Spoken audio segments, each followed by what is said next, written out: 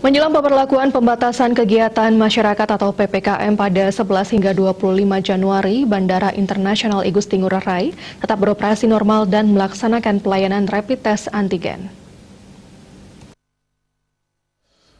Terkait pemberlakuan PPKM, Humas PT Angkasa Pura Bandara I Gusti Ngurah Rai, Taufan Yudhistira mengatakan Bandara I Gusti Ngurah Rai tetap beroperasi seperti biasa. Terkait kunjungan, ia mengatakan dalam 2 hari terakhir terjadi penurunan penumpang.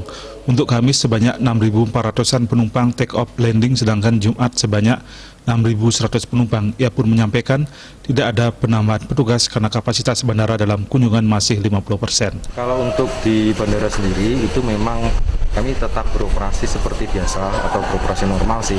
Cuma memang bisa dilihat dari kondisi saat ini, kondisi Bandara Ngurah Rai memang sangat lengkap nih.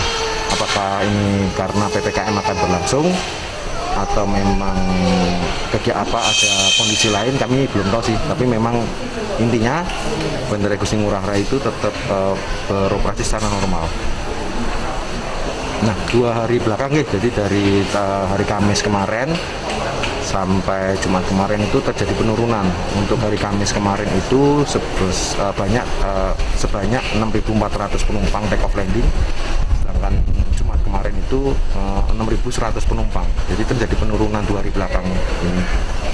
Pengatatan atau penambahan petugas juga tidak ada sih, karena memang kami beroperasi secara normal.